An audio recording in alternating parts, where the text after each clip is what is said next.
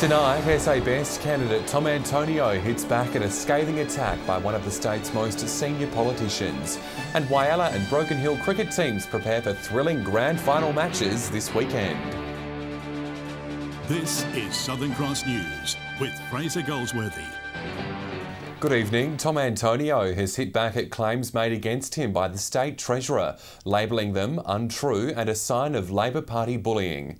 He's defended himself, claiming his track record during the Steelworks saga speaks for itself. As pre-polling continues, Tom Antonio is out on the trail campaigning for votes. He came under heavy attack yesterday from Labor about his behaviour during the Whyalla Steelworks sale. The comments made by Tom Koutsantonis are spurious and unsubstantiated rubbish. This type of bullying behaviour I will not tolerate. Mr Koutsantonis claimed he was the subject of a letter from SSE, claiming it would have taken its solar plant elsewhere if he'd been Mayor of Whyalla, labelling him petty. But Mr Antonio says he's only seen the comments in the letter about him in recent days. And I can tell you, it is absolutely rubbish and gutter politics. He's also rejected suggestions he was frozen out of the Steelworks process. I worked tirelessly with my mantra, closure was not an option. It took Jay Weatherill 2 months to come to Whyalla to talk to us. The campaign has been soured by the poisonous relationship between Labor and SA Best and Giles. It's also very close, with recent polling showing the two candidates neck and neck at 50-50. Mr Antonio says he hasn't ruled out further action over these claims, saying he'll decide after March 17. We will wait till the election over. We'll wait till the people make the decision who they want to lead them into a greater prosperity and greater future for their area of Giles. John Hunt, Southern Cross News. A man has allegedly been caught with methamphetamine in Port Augusta this morning. Police stopped a car at 2 a.m. on Victoria Parade and spoke to the 27-year-old driver before searching his car. Officers say they have found cash, methamphetamine and scales inside his bag, charging him with possessing a controlled drug for sale. The man faced court today. Telstra has announced plans to construct 2 new mobile base stations at Sharinga and Kunjina on the Eyre Peninsula. The towers will boost mobile coverage as part of the telco's Black Spot program. Having access to high-speed internet on your mobile phone is something many take for granted, but not people living in remote communities. People were amazed that we actually didn't have it. Towns along the state's west coast are now stepping out of the dark ages thanks to a program eliminating black spots around the country. We can now communicate. We're not back in the 1930s. The rollout is part of a multi-million-dollar partnership with Telstra and the federal government to connect rural towns with high-speed communication. And today, Sharinga welcomed the connection. It'll provide super fast, high-speed mobile broadband connections, and of course it'll deliver voice coverage as well. So people are used to 3G coverage. We've got all the technology in these base stations to connect, and communicate right across the globe. It follows Telstra's installation of a new tower near the Port Lincoln Airport to cater for the growing tourism market. The 4GX coverage, the high-speed broadband and the voice coverage inside the airport is at an outstanding level through that North Shields investment. Today's launch coincides with the construction of Elliston's high-speed internet fibre cable for the region. It's increasing exponentially year on year. Over the next 3 years, it's going to increase 5-fold. So we've got to keep up with it. Jason Kemp, Southern Cross News. Whyalla Steelworks owner Sanjeev Gupta has taken on a new role with a royal twist. He's been appointed an Industrial Career Ambassador for the Industrial Cadets program, which has the support of the Prince of Wales. Prince Charles appointed him to the role, which currently mentors 15,000 students in the UK to take up careers in engineering and manufacturing. GFG Alliance will help roll out the program in Australia in the coming year. After the break, Corn residents invited to help make a decision on the town's new skate park. That's next. After receiving a state government grant, Corn riders and skaters will soon have a spot of their own. The skate park's construction company is now inviting locals to have their say on the design. Come March 17, it won't just be adults in Quorn that can vote. On polling day for the state election, a construction company will also be holding a vote of its own. The park builders will be here undertaking some community surveys and providing information at the town hall in conjunction with the state election. So that's a pretty good hotspot for everyone to meet up there. This $300,000 project has been in the pipeline for years. It's been on council's wish list, the community wish list, for the best part of 10 years now. Started out with some kids identifying that as something they wanted. After receiving a $64,000 state government grant last year, the Flinders Ranges Council has now appointed Trinity Skate Parks to make it happen. There's basically information being sought about the sorts of stunts and tracks that the kids are using, what they'd like to see, and then other associated infrastructure, shading and access and lighting and things like that. Lions Park has been earmarked as the site, but the Mayor says that could change. We are giving the community the opportunity to identify any other sites through this process as well. Whether it's transitions, bowls, ramps or rails, avid Quorn skaters are being encouraged to have their say. They've now got a questionnaire, a SurveyMonkey questionnaire available through council website and Facebook page and various other avenues to provide input into that. Amelia Simpson, Southern Cross News. The Port Lincoln State Emergency Service has recognised the work of its dedicated volunteers. The servicemen and women were presented with awards honouring their commitment and sacrifice when putting their own lives on the line to save others.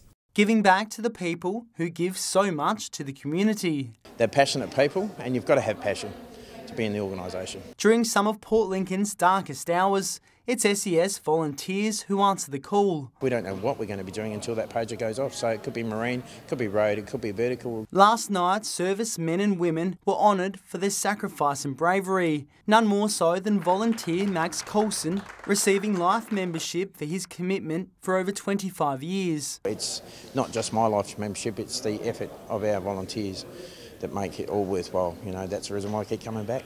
Max has helped establish a strong base in Port Lincoln, delivering new equipment to the unit with the support of the Bendigo Bank. But his proudest achievement is bringing new recruits to the SES. Made you feel like you are doing something good for the community, being a part, giving back is a really good feeling. Just meeting people you wouldn't normally meet in your day-to-day life. We do recognise the support that families, husbands, wives, girlfriends give to our volunteers. They do commit to 2.5 hours a week of training and weekends. And then on top of that, obviously, we have call-outs as well. Jason Kemp, Southern Cross News. To our continuing coverage of the state election campaign now. This evening, we're looking at education. Tonight, Rachel Nell unpacks how the two preferred parties will improve the system in the region if elected on March 17.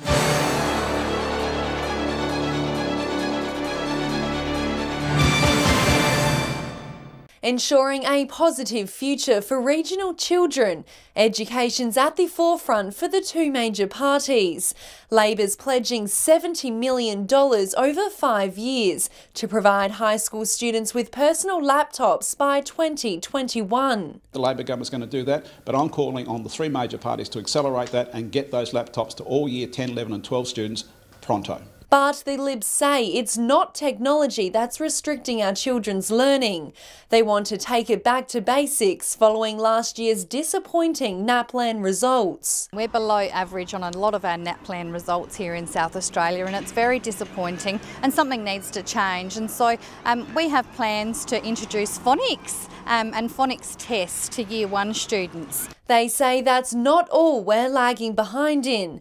The Libs are hoping schools in Port Pirie will follow the rest of Australia and move Year 7 students into secondary school. I think at the age that they are at Year 7, they're done with primary school. They're ready to move over to the big school and to expand their education. The Gonski Review found that too many children were being denied the education they needed due to the lack of resources.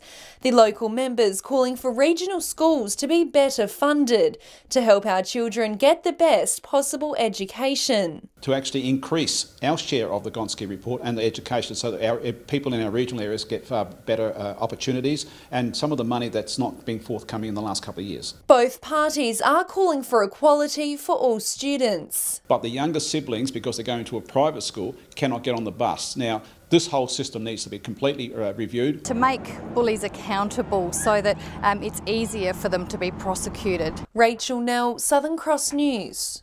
Still to come tonight, the finals teams in Broken Hill and Whyalla prepare for their grand finals. That's next. An exhibition commemorating the life of Australia's 21st Prime Minister will open in Broken Hill tonight. The Way of the Reformer offers incredible insight into the life of Gough Whitlam from his early childhood to his Prime Ministership.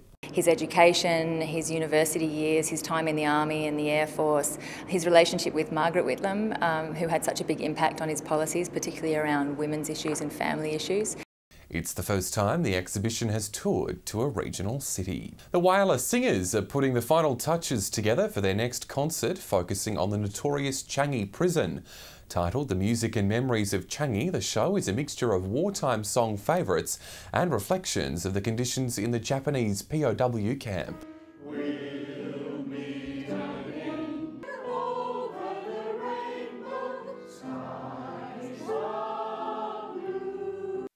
The concert will be held next month at the Bunyara Christian Centre.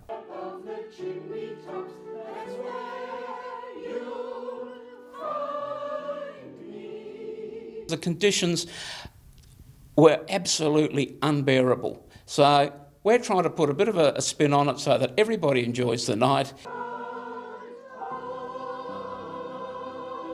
Well, it's cricket grand final time in Whyalla with Centrals and Norths to play off for the third consecutive year. Both teams are predicting this one will go down to the wire, with all four of their contests this year being thrillers. John Hunt joins us now. John, how are the teams preparing? Both are going through the motions, Fraser, taking it easy ahead of the big match on Saturday afternoon. The two teams are no strangers to each other on the last Saturday of the season, and both are predicting it'll be a close contest.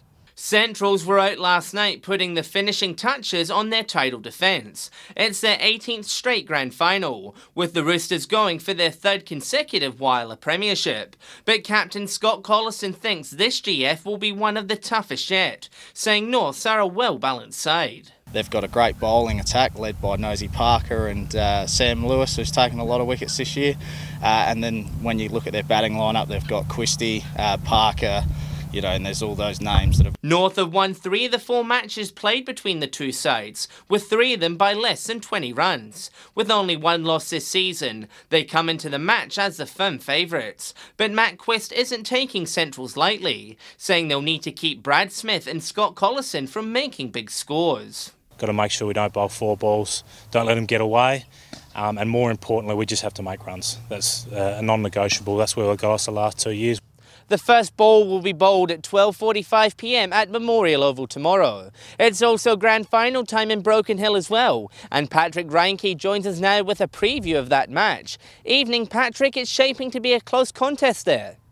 Yeah, John, Broken Hill's top 2 teams will square off here at Alma Oval tomorrow, and it could go either way. Central and North have been at each other's heels throughout the season, with the Magpies just finishing ahead of North on the ladder. Central's top place finish saw them head straight to the grand final, while North had to tackle West in a semi. The Bulldogs prevailed thanks to a stunning century from Tobias Hack, a man who's been in good form all season. Hack has averaged 50 runs a game and led North to victory over Central in round 5 with another knock of 100. Central won the other 2 matches in round 2 and round 8. An all-round performance with bat, ball and in the field gave the Magpies the edge. Jared Paul picked up his 7th best A-grade player award this season. His ability to score in tight situations and then take the cherry and snag wickets will be vital to Central securing victory. The Magpies have a strong bowling attack with the likes of David O'Malley, John Corrett and Tristan Smith, but don't rule the Bulldogs out. Cody Howard, Josh Savage and the season's leading wicket-taker Jordan Vella all look menacing. The A-grade grand final gets underway at midday here at the Alma, and it's looking like being too close to call. And the B-grade final will be held at Jubilee Oval at 12:30, with West and South contesting that match. So Fraser, 2 big grand final weekends here in Broken Hill and over in Whyalla. Good luck to all teams playing tomorrow, and I'll be here on Tuesday to wrap up the 2 seasons. Thank you, Pat, in Broken Hill there, and also to John Hunt in Whyalla. And on that note, here's cricket tips. Hello and welcome to the preliminary final week of Port Pirie Cricket, which sees Props taking on Solly North at Port Oval on Saturday. Solly North will be fresh after having last week off and will be primed for a shot at Props. Props were disappointing with the bat last week, being bowled out for just 107 in a run chase they would have been confident of making. Solly North were the only team to beat Props in the minor rounds and will be looking for a repeat of that result. This will be a hard-fought match and it could go down to the wire. I'm tipping Props. Much anticipated clash between North Whyalla and Central Whyalla will see Saturday afternoon at Memorial Oval. These two teams have met in the last two grand finals, with both of them going the way of Central Whyalla. North finished top of the table, winning 3 out of the 4 encounters this year, but they've all been close, with North winning by 12 runs, 1 run, 2 wickets, and Central's winning by 13 runs. Scott Collison, Brad Smith, Isaac Smith and Daniel Collison will be the key players for Central, while North will be looking to Ashwin Srikanth, David Atkinson, Dave Miller and of course Sam Lewis. I'm going to go with the heart with this one and go the Magpies. Welcome to this week's Port Lincoln Cricket Tips. And it's semi-final time here in Port Lincoln and we've got some big matches to be played here at Centenary Oval this weekend. On Saturday, the first match, Southern Air versus Todd River. Southern Air finished top of the table and Todd River snuck in a second in the last minor round game. Going to tip an upset here and go with Todd River to make the grand final straight off the bat. And in the second game, that will be played on Sundays versus Charlton and Tasmans. Two teams here done some really big battles this season and some hard-fought wins in there as well. Going to tip my boys Tasmans to get over the line and play in the prelim final the following week. Thanks for listening to Port Lincoln Cricket Tips. Finals time in Broken Hill Cricket this weekend see Central's going for their 6th consecutive premiership. The obstacle in their way is North, who have come good in the latter stage of the season. Central's have probably got the superior batting depth, but North have the informed batsman in Tobias Hack, who made a magnificent 118 not out and won the semi-final for North last week. If he gets another major score, they're in the hunt. Otherwise, if Centrals can restrict him to under 50, I think the Magpies could take out their 6th premiership. Good luck to all the teams. We'll stay with us after the break. We'll have all the local weather details with Amy. And Amy, will autumn return at all for the Spencer Gulf? Despite the warmer temperatures today around the Spencer Gulf, it will indeed, Fraser, with the cooler change on the way after the long weekend. I'll have all the details next. Welcome back. The warm temperatures continued in Port Augusta today, 37 the top there, 34 in Whyalla, while Port Lincoln reached a top of 32. Meanwhile, temperatures hovered in the low to mid-30s in all other centres. Checking the satellite, and a few showers and storms in the state's far north, however, clearer skies in the south with dry and warm winds. If you're planning to spend some time on the waters over the long weekend, there will be southeasterly winds shifting southwesterly up to 15 knots. Seas will reach 1.5 metres and the sun will pop up at 13 past 7. Taking a look at tomorrow's conditions, and the warm weather is going to stick around. Port Augusta will reach 36, as will Woodner and Corn, 34 in Broken Hill, while temperatures will continue to hover in that low to mid-30s range for all other districts. Looking towards next week, and autumn will make another appearance, with temperatures cooling down to 22 in Port Lincoln.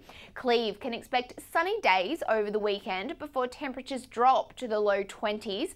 Woodner will stay slightly warmer over the weekend before 28 early next week. Further up the Gulf, and temperatures will creep towards the mid-30s in Whyalla and Port Augusta before they drop to the high 20s early next week.